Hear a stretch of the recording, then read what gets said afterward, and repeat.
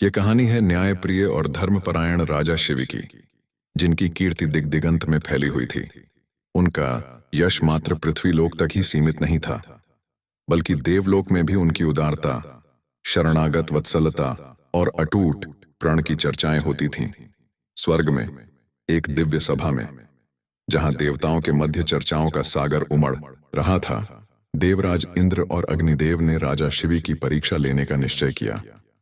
वे देखना चाहते थे कि क्या सचमुच मानव लोक का यह राजा अपने धर्म और वचन के प्रति इतना दृढ़ है। दोस्तों, आपका हार्दिक स्वागत है हमारे आध्यात्मिक चैनल पर, जहां हम जीवन, भक्ति, करुणा और आत्मा की यात्रा की गहराइयों में उतरते हैं।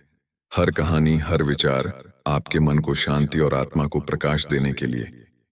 आइए एक साथ चलें इस सत्यम, शिवम, सुंदरम के मार्ग पर।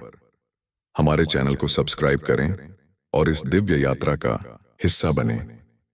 एक सुनहरी सुबह, जब राजा शिवी अपनी भव्य सभा में मंत्रियों और विद्वानों से घिरे न्याय कर रहे थे, तभी आकाश में एक हलचल हुई।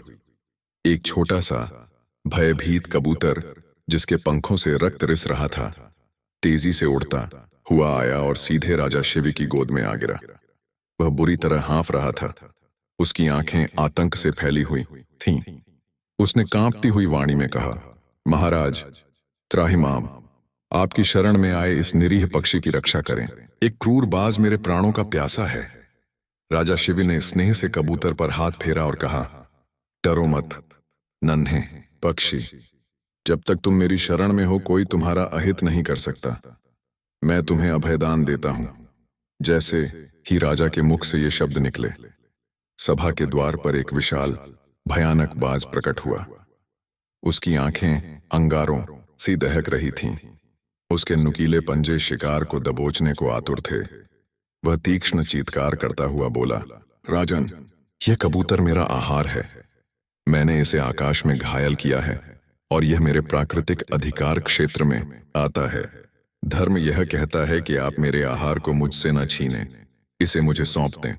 राजा शिवी शांत किंतु दृढ़ स्वर में बोले, हे शेणराज, यह सत्य है कि यह तुम्हारा आहार हो सकता था, किंतु अब यह मेरी शरण में है और शरणागत की रक्षा करना मेरा परम धर्म है। मैं अपना वचन और धर्म नहीं तोड़ सकता। बाज और भी क्रुद्ध होकर बोला, राजन, आप एक जीव की रक्षा के लिए दूसरे जीव को भूखा मार रहे हैं। यह कैसा न्याय है?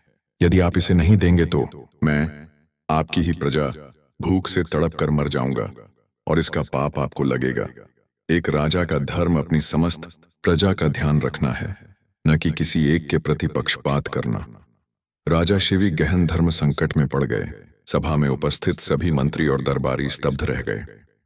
राजा ने कुछ क्षण विचार किया और फिर बोले, हे बाज, तुम्हारी बात में भी सत्यता है। मैं तुम्हें भूखा नहीं रहने दूंगा। इस कबूतर के बदले तुम जो चाहो वह मांग सकते हो। मेरे राज्य के सर्वोत्तम व्यंजन या कोई अन्य पशु। बाज हंसा, राजन, मुझे किसी मृत पशु का मांस नहीं चाहिए। मुझे इस कबूतर के वजन के बराबर आपके शरीर का ताजा मांस चाहिए। यह सुनकर पूरी सभा में सन्नाटा छा गया। राजा शिवी के चेहरे पर एक क्षण के लिए भी शिकन नहीं आई। उन्होंने कहा, मुझे स्वीकार है, एक शरणागत के प्राणों के लिए यदि मुझे अपने शरीर का मांस भी देना पड़े तो मैं पीछे नहीं हटूंगा।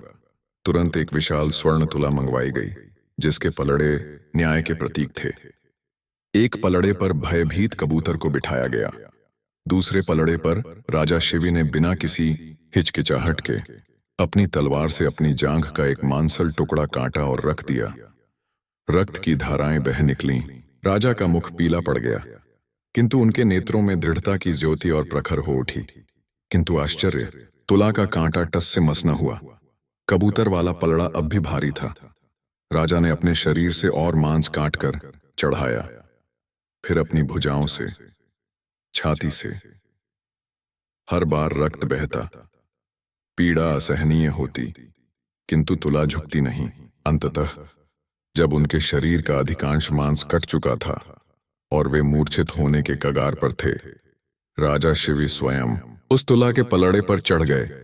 जैसे ही राजा ने स्वयं को समर्पित किया, एक अद्भुत चमत्कार हुआ। तुला का पलड़ा कबूतर की ओर झुक गया और उसी क्षण कबूतर और बाज अपने दिव्य स्वरूप में प्रकट हो गए।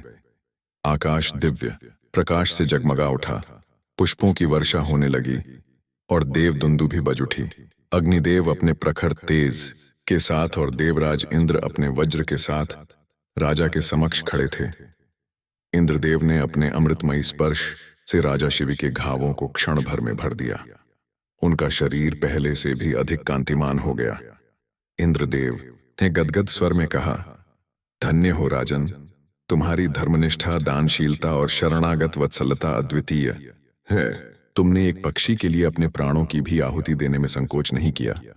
आज तुमने देवलोक को भी जीत लिया। जब तक यह सृष्टि रहेगी, जब तक सूर्य और चंद्रमा प्रकाशित होते रहेंगे, तुम्हारी यह कीर्ति अमर रहेगी।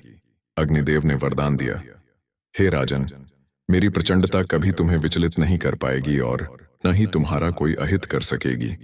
तुम्हारी ख्याति अग्नि के समान ही सर्वत्र व्याप्त होगी। दोनों देव राजा शिव को आशीर्वाद देकर स्वर्गलोक को प्रस्थान कर गए। राजा शिव की यह कथा युगों युगों तक मानव जाति को धर्म, वचनबद्धता और निस्वार्थ परोपकार का पाठ पढ़ाती रही। यह कहानी हमें सिखाती है कि सच्ची दृढ़ता और करुणा से मनुष्य देवताओं को भी वश में कर सकता है और सत्कर्मों का फल सदैव मधुर होता है।